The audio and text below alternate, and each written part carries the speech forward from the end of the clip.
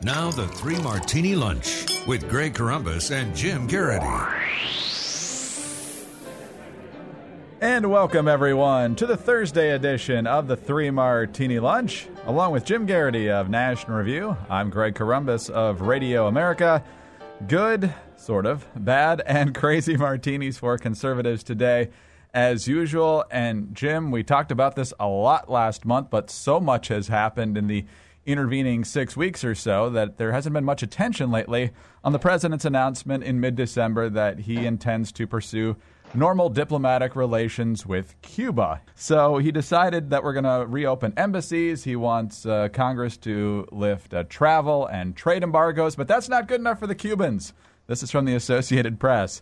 Cuban President Raul Castro demanded Wednesday that the United States return the U.S. base at Guantanamo Bay, lift the half-century trade embargo on Cuba, and compensate his country for damages before the two nations reestablish normal relations. Castro told a summit of the Community of Latin American and Caribbean States that Cuba and the U.S. are working toward full diplomatic relations, but, quote, if these problems aren't resolved, this diplomatic rapprochement wouldn't make any sense, unquote. No comment, Jim, from the State Department at this point on those demands. We understand there are high-level discussions with the administration, his national security team, and as well as current and former high-ranking military officials. The only one of those folks going on record right now is the former commanding officer of ground troops for the Marine Corps at Guantanamo, Colonel Nathan Jessup, who some may remember got forced out of that position due to an unfortunate public hazing incident in the early 1990s. But during this discussion, he was asking the president if, in fact, he wanted an honest evaluation or he just wanted answers that would allow the president's agenda to move forward. The president insisted he wanted the truth, which led to this exchange. You can't handle the truth!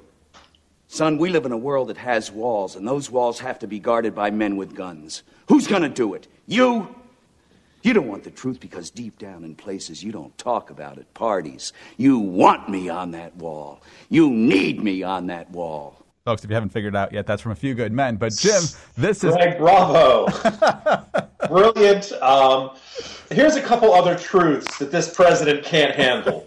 For starters, you don't negotiate with rotten, snotty, obnoxious terrorists. I'm trying not to do my Nicholson voice, but it's just kind of seeping in there. Look, when you make concessions to really bad regimes, they don't turn around and say, oh, okay, now here's our concession. No, they turn around, you extend your hand, and they bite it, okay? You know, we on the right aren't terribly surprised by this because we think of the Castro regime as the bad guys.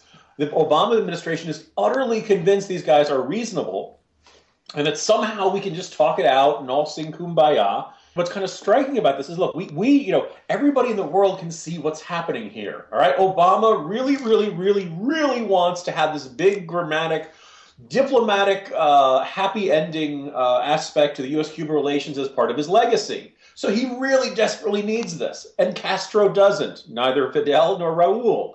So when you go into negotiations and you need a deal more than the other guy is just going to keep upping the ante to get as many concessions from you as possible. My suspicion is that the administration is going to do everything it can to do all of these things, including if he wants to already shut down Guantanamo Bay from keeping terrorists.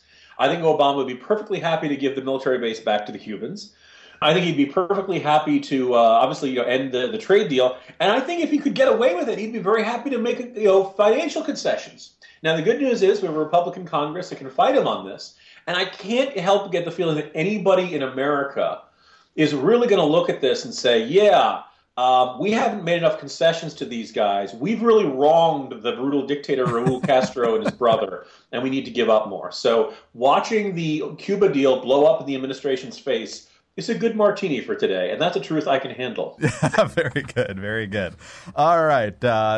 Folks might have been wondering why that was a good martini, but you explained it very, very well. All right, on to the bad martini now, and this is courtesy of Politico. Mike Allen writing the story.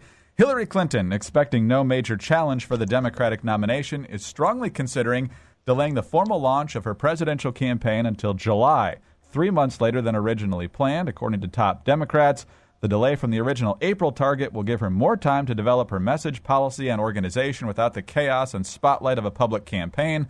A Democrat familiar with Clinton's thinking said, quote, She doesn't feel under any pressure, and they see no primary challenge on the horizon. If you have the luxury of time, you take it. So, Jim, obviously they didn't think they had much of a challenge 8 years ago either, and that kind of blew up in their face. This time, it looks like there's even less of a threat of that happening.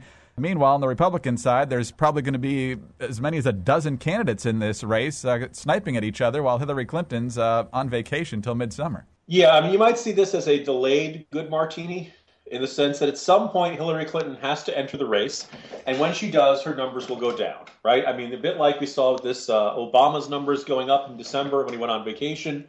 Certain figures see their numbers rise when they're out of the public spotlight.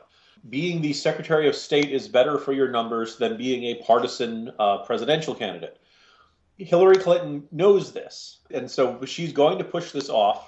And while, the good news is eventually she'll have to become a political candidate, her numbers will go down, she'll start looking more political and less above the fray.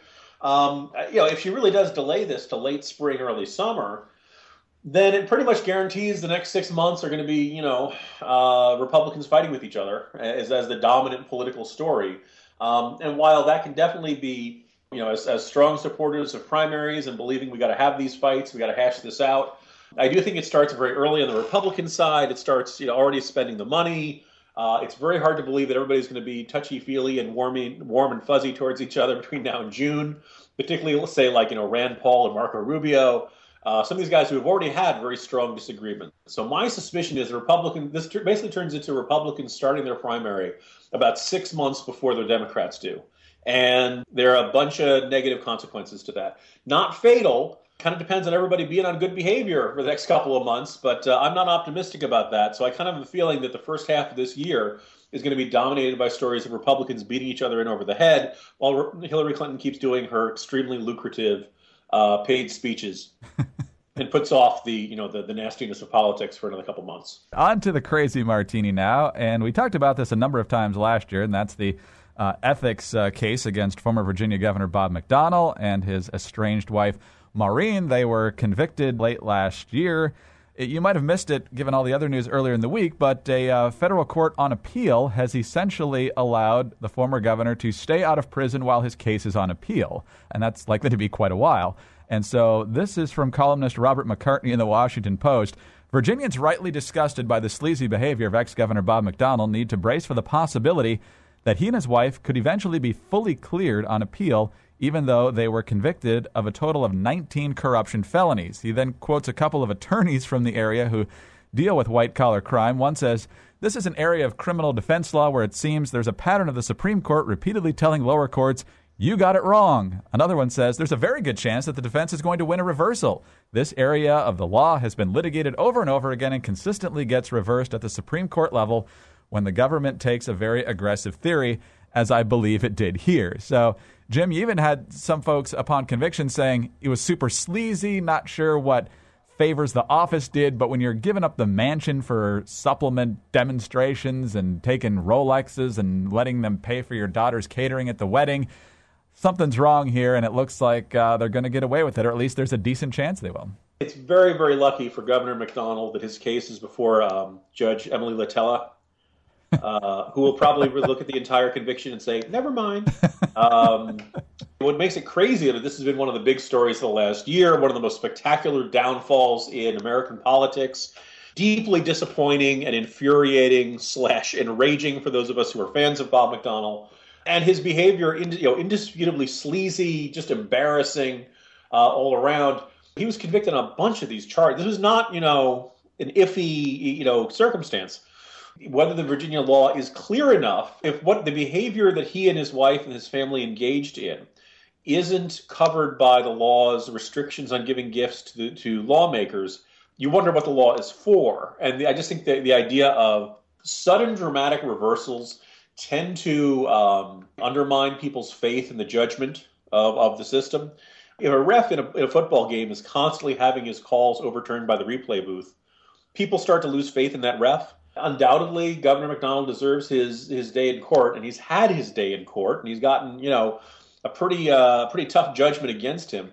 The idea that at some point, a higher court might say, well, it's all really sleazy, but the law is kind of not clear, so you got to let him go. I think in a lot of people is going to be seen as a whitewash. And I think it very much fits our definition of crazy for today's Crazy Martini. All right. Well, on that sobering note, Jim, we'll reconvene again tomorrow. Have a great day. See, Greg, by the way, let's try to keep sobering notes out of a 3-martini lunch. That's right. It's kind of in conflict. Jim Geraghty of National Review. I'm Greg Corombos of Radio America. Thanks for being with us today. And please join us on Friday for the next 3-martini lunch.